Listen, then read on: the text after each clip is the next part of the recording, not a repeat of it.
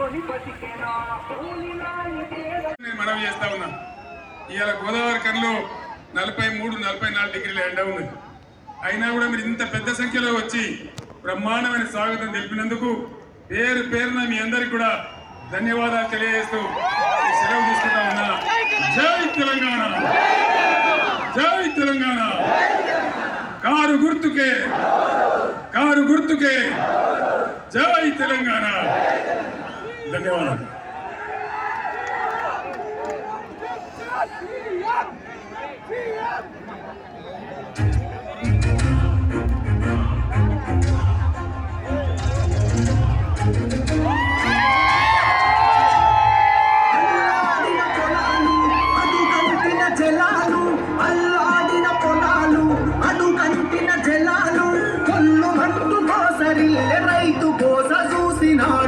గది గదితో బయలునాడుగా మన కేసీఆర్ సారు తిరుగుళ్ళ తోడుగా. అది గది గదితో బయలునాడుగా మన కేసీఆర్ సారు. కరెంటు తెచ్చుకున్నాం, మంచినీళ్ళు తెచ్చుకున్నాం, పేదసాలను ఆదుకున్నాం. ముసలి వాళ్ళకు 4000 పెన్షన్ వచ్చిందా? రాలేదా? 6000 ఇచ్చిందట లేదా? మొత్తం అయిపోయింది. మా ఆజ్ఞలు అమలైపోయినట్టు ముఖ్యమంత్రి కాలేదా? మనము ఆ రోజు 200 రూపాయల పెన్షన్ 2000 చేసినాం. వాళ్ళని కడుపులో పెట్టుకున్నాం. టైంకు ప్రతి నెల డబ్బులు ఇచ్చి బ్రహ్మాండంగా వాళ్ళని ఆదుకున్నాం. 4000 ఇస్తామని వాళ్ళని మోసం చేసి చివరికి ముసలిది నేను ఇచ్చిన 2000 కూడా జనవరి నెలలో రాకుండా ఒక నెల కట్ చేసినాం. మీ అందరికి తెలుసా విషయం? వాళ్ళు కూడా ఇప్పుడు బాధపడతా ఉన్నారు. మీ బిడ్డగా ఇవాళ గోదావరి సెంటర్లో, గోదావరి కన్లో నేను చెప్తా ఉన్నా, మీ కళ్ళ ముందే ఇది జరుగుతుంది, తస్మాత్ జాగ్రత్త అని చెప్పి నేను మీ అందరినీ కోరుతా ఉన్నా.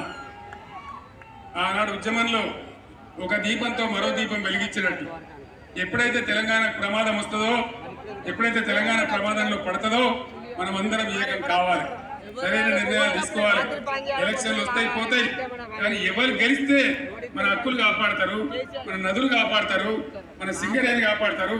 దయచేసి ఆలోచన చేయాలని నేను కోరుతా ఉన్నాను. అది జరగకపోతే పెద్ద ప్రమాదంలో పడతాం, చాలా పెద్ద ఇబ్బంది వస్తుంది. దానికోసం మీ కాలంలో చేలలో మీ మధ్యలో పెరిగిన బిడ్డ, మీ బిడ్డ సింగరేణి కష్టం తెలిసిన బిడ్డ ఈశ్వర్ గెలిస్తేనే తప్పకుండా మన హక్కుల కోసం కొట్లాడతారు. కాబట్టి దయచేసి అన్ని వర్గాల ప్రజలు కూడా ఆలోచించి గోదావరికి అనుకున్న ఈ వైభవం, మంచిర్యాలకున్న వైభవం, ఇలా భూపాలపల్లి, సత్తుపల్లి, కొత్తగూడెం ఉన్న వైభవం సింగరేణిని కాపాడుకోవాలంటే ఖచ్చితంగా ఒగ్గు గారి కార్మికులు ఉన్నటువంటి పక్షాలు ఉన్నటువంటి ఈయన గెలిస్తేనే బ్రహ్మాండంగా జరుగుతుంది. నరేంద్ర మోడీ 10 ఏళ్ల కిందకి రాజ్యానికి వచ్చింది. ఒకప్పుడు నేషనలైజేషన్, ఇప్పుడు ప్రైవేటైజేషన్. కాబట్టి దయచేసి చాలా ప్రమాదంలో పడబోతా ఉన్నాం. ఆ బీజేపీ లేపే మత విద్వేషంలో పడి మనం ముందుకు పోతే ఏమీ రాదు. బేటీ పడావో బేటీ బచావో, ఇవాళ బేటీ ఎక్కడ బేటీ అని అంటుందా? జన్ధన్ ఖాతా రూపాయి వచ్చిందా? 15 లక్షలు మీ ఖాతాలు ఇస్తామంటే వచ్చినాయా? అంటే ఎప్పుడొస్తాయి? 15 ఏళ్ళకి వస్తాయా? వస్తాయా? కాబట్టి ఈ నరేంద్ర మోడీ పాలనలో మత విద్వేషం, హింస దేశాన్ని నాశనం చేయడమే తప్ప దేశానికి ఎప్పుడు కూడా ఎక్కడ కూడా మేలు జరగలేదు. ఇలా వార్తలు వస్తూ ఉన్నాయి. నరేంద్ర మోడీ కూడా 200 సీట్ల కన్నా రావు అని చెప్పి రోజు వార్తలు వస్తూ ఉన్నాయి. మీరందరూ కూడా చూస్తూ ఉన్నారు. కేంద్రంలో రాబోయేది సంకీర్ణ ప్రభుత్వమే రాబోతా ఉంది.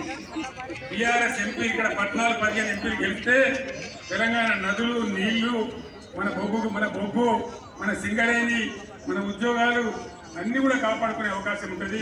కాబట్టి టీఆర్ఎస్ ఎంపీల గెలుపులోనే తెలంగాణ గెలుపున్నది. కాబట్టి మీరందరూ విజ్ఞతతో ఆలోచించి దయచేసి అరచేతిలో వైకుంఠం చూపించి 6 గ్యారెంటీలని చెప్పి మోసం చేసిన కాంగ్రెస్ కు కర్రు కాల్చి వాత పెట్టే సమయం వచ్చింది. వాళ్ళకి బుద్ధి చెప్పే సమయం వచ్చింది. టీఆర్ఎస్ బలంగా ఉంటేనే రేపు ఉద్యమాలు చేసైనా సరే మీకు ఇచ్చిన వాగ్దానాలు నెరవేర్చడానికి ప్రయత్నం చేస్తారు. కాబట్టి దయచేసి ఈ ఎన్నికల్లో విజ్ఞతతో ఆలోచించి మీరు ఖచ్చితంగా బీఆర్ఎస్ అభ్యర్థులు గెలిపించాలి. కుప్పుల ఈశ్వర్ అయితే మీకు తెలుసు, సౌమ్యుడు, వినయం ఉన్నవాడు, విధేయత ఉన్నవాడు, నిస్వార్థంగా బతికినవాడు, మంచి పేరు ప్రతిష్టలు ఉన్నటువంటి వ్యక్తి.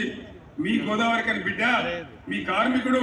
ఆయనను గెలిపిస్తే మీ పక్షాన కొట్లాడతాడు. కాబట్టి కార్మిక లోకమంతా కూడా దయచేసి ఆలోచన చేసి, ఇతర మేధావులు కూడా ఆలోచన చేసి బీఆర్ఎస్ గెలిపించాలని నేను కోరుతా ఉన్నా. मुसलमान भाइयों को, बहनों को मैं सलाम करता हूं और आपसे मैं अदबन गुजारिश करता हूं। आज यहाँ कांग्रेस पार्टी तीसरे दर्जे पे है, हमारा मुकाबला बीजेपी से है। अगर आप लोग कहीं गुमराह होके उनको वोट देंगे कांग्रेस को, तो काम का यहाँ बीजेपी जीत जाएगा, हमें मिलने वाला कुछ नहीं है। मैं पीछे माइनॉरिटी डेवलपमेंट के लिए कितना अच्छा काम किया, इतने माइनॉरिटी रेजिडेंशियल स्कूल को మీ బిడ్డగా ఇలా గోదావరి సెంటర్లో, గోదావరి కన్లో నేను చెప్తా ఉన్నా, మీ కళ్ళ ముందే ఇది జరుగుతుంది, తస్మాత్ జాగ్రత్త అని చెప్పి నేను మీ అందరినీ కోరుతా ఉన్నా. ఆనాడు ఉద్యమంలో ఒక దీపంతో మరో దీపం వెలిగించినట్టు ఎప్పుడైతే తెలంగాణకు ప్రమాదం వస్తుందో, ఎప్పుడైతే తెలంగాణ ప్రమాదంలో పడుతుందో మనం అందరం ఏకం కావాలి, సరైన నిర్ణయాలు తీసుకోవాలి. ఎలక్షన్లు వస్తాయి పోతాయి, కానీ ఎవరు గెలిస్తే మన హక్కులు కాపాడతారు, మన నదులు కాపాడతారు, మన సింగరేణి కాపాడతారు. దయచేసి ఆలోచన చేయాలని నేను కోరుతా ఉన్నాను. అది జరగకపోతే పెద్ద ప్రమాదంలో పడతాం, చాలా పెద్ద ఇబ్బంది వస్తుంది.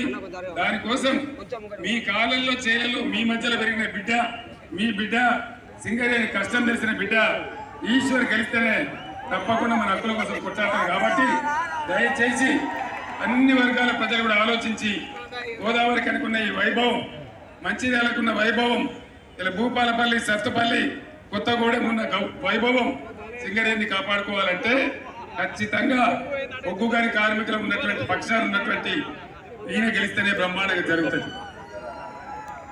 నరేంద్ర మోడీ 10 ఏళ్ల కిందకి రాజ్యానికి వచ్చింది. పార్లమెంట్ ఎన్నికలు అవుడే ఆలస్యం. ఏం చేస్తారు?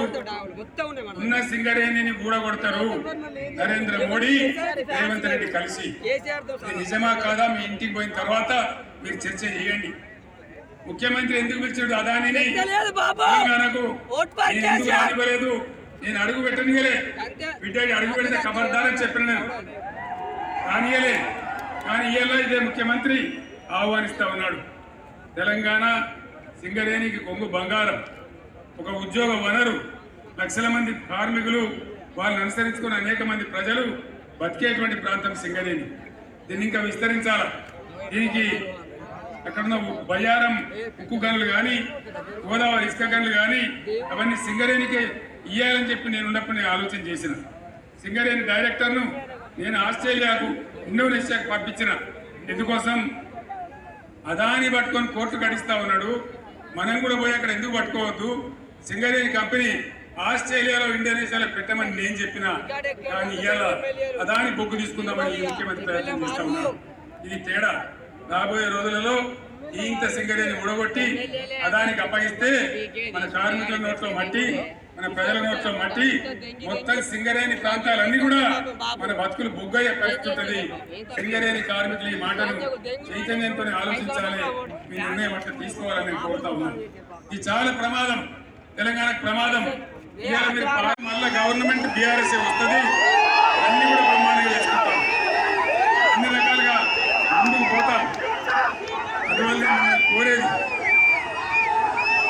ఈ పార్లమెంట్ ఎన్నికలలో ఖచ్చితంగా బీఆర్ఎస్ అభ్యర్థులు గెలిస్తేనే తెలంగాణకు బలం. తెలంగాణ దళం బీఆర్ఎస్, తెలంగాణ గలం బీఆర్ఎస్. కాబట్టి బీఆర్ఎస్ అభ్యర్థులు గెలిస్తేనే తెలంగాణ హక్కులు కాపాడతాయి, సింగరేణి మనది మనకుంటుంది, కొట్లాడతాం, నదుల నీళ్ళు ఎక్కడికి పోవు, అన్ని వర్గాల ప్రజలను కాపాడుకుంటాం, అందరినీ కలిపి ముందుకు తీసుకుంటాం.